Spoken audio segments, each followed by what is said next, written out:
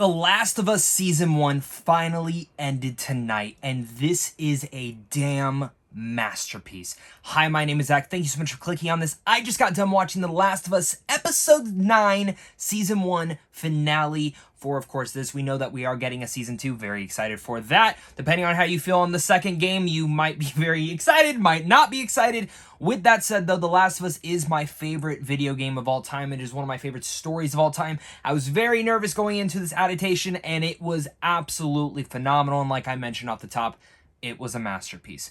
Now, I do have quite a few different pieces of content coming over the next few days to kind of reconcile and talk about the entire first season, but this is very much my review of the entire season as well as this finale, which I was nervous going in. I saw the runtime and I'm like, wow, like 43 minutes? That's it? That's all we're getting? But thankfully, everything they needed to do was exactly there in the best way possible. From a great and fantastic cold opening that absolutely sets up initial and subtling things to Marlene's character as well as Ellie, which shout out to Ashley Johnson here, who I have loved since I first discovered her in that original Last of Us. She is a phenomenal voice actress, and she was great. It was amazing to see, in the voice, she gave birth to Ellie. She became this character. And in some way, shape, and form, watching the show, she gives birth to our title character. And that entire sequence, while intense, becomes more lucrative, I guess that would be the word maybe, of her giving birth to Ellie. Kind of giving a little bit more of context to why Ellie would be immune and why it was like a 1 in a million shot of her being immune. And Marlene's love for Anna, and feeling a lot there, and just walking in there and shooting her point blank in the head and taking Ellie. Promising her that. There's so many different elements to that. But the thing that, after last week's episode, we can see how Ellie has been very much affected by the events kind of going on here and everything that's kind of going into her life. And Joel, we can see, has very much gone to the point where, is this something you actually want to do? And they have a lot of meaningful conversations along the way to the hospital. Now, of course, if you played the game, you know that there's a whole extended segment of them actually getting the hospital, them going through like this whole tunnel system, having to fight infected, them, her not being able to swim, which was like kind of an aspect that they really didn't touch on in this season. I don't think they really needed to. It was one of the most annoying segments in the entire game.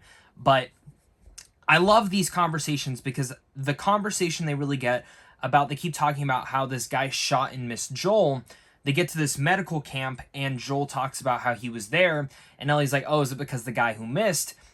And he sits her down and goes, I was the one who missed. He tried to kill himself. That entire sequence broke my damn heart.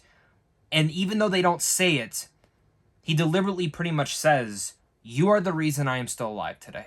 You are the reason that I haven't killed myself, and you have changed my life forever. And she notices that. Neither of them say it, but their performances were so perfect that it was added material to specifically even the choices that Joel's makes. And if you've never played the game, I have to know what your guys' thoughts are on his decision at the very end. But, they continue to walk. We see these people come up behind him. Flashbang comes out, knocks him out.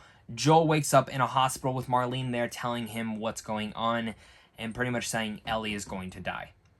The only way to get this cure is because the cordyceps grows inside the brain. They're going to take the brain out and make a vaccine. And knowing now the background of what and how important Ellie is to Marlene, we can see how that breaks her at first, where in the game, you don't get that context. You just know that she's known Ellie for quite a while. And I loved seeing how they gave us that scene, because I think it was a needed scene to necessarily show that there are two different ideologies, two people who absolutely care for Ellie, but one who, depending on which side you are on, is a selfish choice to keep her alive, because in a way that's now his daughter, and another person who is trying to save the entire world. Which again is the two ideologies and two things that Ellie has a choice on, which once we have that giraffe sequence, which is so beautiful and so amazing, I'm so happy they brought that to life. It's if not my favorite segment from the original game, it is my favorite scene so far in this entire show. And I loved how subtle it was and how Joel pretty much says, are you sure this is what you want to do? We can turn around right now, go back to Jackson and everything of that nature. And she goes, then what was this all for? And she knows that, all these people that have died along the way, she is pretty much going here to hopefully stop that and save the world. And again, two different ideologies. Two soldiers start walking Joel. Joel kills them both. And we get the rampaging, no gives a fuck Joel that we needed. And he just goes on a rampage, murdering everyone. Which from the game, that's exactly what he does. And I actually really liked how they played it. I like how they had the score like as a violin piece instead. And that it wasn't like tabletop action like the game. It was very much just Joel not caring about anything else. Just 1000% murdering every single person in sight. Kills everyone. That doctor walks in, which, spoiler alert, if you have not played the second game, I'm going to talk about something. There's a character, that doctor is very important, just so everyone knows. In the second part, that doctor, that choice to kill the doctor and everything that Joel does is like one of the biggest cruxes of what starts the second game. There's a character that's related to that doctor that we didn't get to see in this episode, we didn't even get a hint to, but Jesus Christ, that is going to break the internet when that comes about. Do not look it up if you're not going to play the game, but that's going to be shocking. And he just kills the doctor, tells the nurses to turn around, unplug her. She gets him. They go down the elevator. He runs into Marlene. And Marlene gives him another choice. And he point blank cuts. He's driving. And it goes to that he shot Marlene and killed her. Almost, this is like a 1-for-1 of the entire game. Besides like a couple little scenes added and the little scenes taken out with the infected. But everything that was needed to be said, it was very important. I liked how Joel actually mentioned, like, oh, Raiders stormed the place. Everyone died. I got you. I barely got you out of there. And you can feel this hesitation from Bella Ramsey's voice and her performance and what she's feeling and going, I don't know if I believe this fully. And, you know, as they're going on this hike, you can feel this hesitation to her following Joel. And, you know, her decision beforehand, what she said to Joel was, I'll follow you anywhere. And that's exactly what he wants. He wants her to be a part of his life.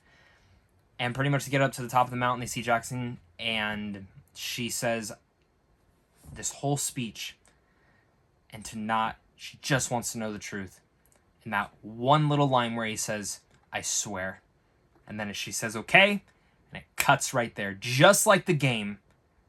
And man, Season 2 cannot come fast enough. This was, again, a masterpiece. Whether it's Pedro Pascal's performance, whether it's Bella Ramsey's performance, both of them absolutely deserve every single Emmy in sight. Merle Dandridge, who plays Marlene, was phenomenal in here. Ashley Johnson was great. Gabriel Luna was fantastic as Tommy when we got to see him. But every single episode of the show built on the last.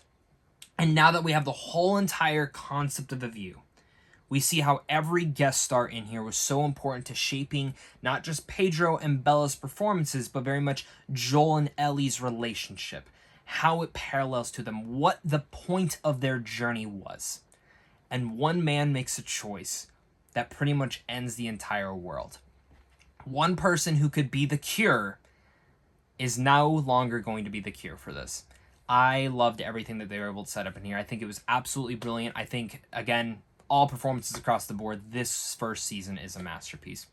And while there's a couple moments that I wish they would have included from the game for the entire season, I'll have a video up on my second channel about that later this week.